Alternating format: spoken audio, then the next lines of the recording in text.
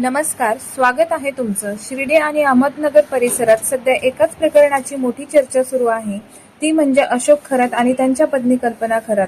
अशोक खरात यांच्यावर झालेल्या गंभीर आरोपानंतर आता त्यांच्या पत्नी कल्पना खरात यांच्या विरोधातही शिर्डी पोलीस ठाण्यात गुन्हा दाखल करण्यात आला आहे. पण या सगळ्या प्रकरणाला आता एक भावनिक वळण मिळालं आहे. कल्पना खरात नक्की कोण आहेत, त्यांचं कुटुंब काय म्हणतंय, पाहूया आजच्या विशेष व्हिडिओमध्ये. कल्पना खरात यांचे मूळ नाव सुनीता शिंदे असून त्या सिन्नर तालुक्यातील पडाळी गावच्या रहिवासी आहेत. त्या अत्यंत सामान्य आणि गरीब कुटुंबातून आल्या आहेत. या प्रकरणाची व्याप्ती वाढत असतानाच आता कल्पना यांच्या नणंद मंगला शिंदे यांनी काही धक्कादायक खुलासे केले आहेत. मंगला शिंदे यांच्या म्हणण्यानुसार कल्पना यांच्या मोठ्या भावाने हे लग्न ठरवलं होतं. लग्नाच्या वेळी खरात कुटुंबाबद्दल फारशी माहिती कोणालाच नव्हती.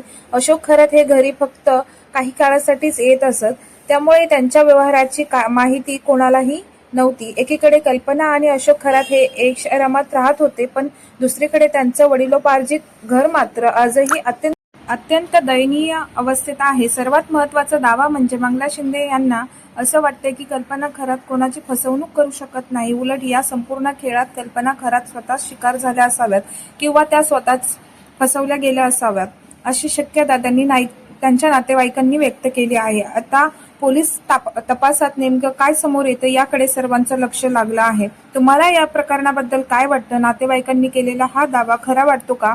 तुमच्या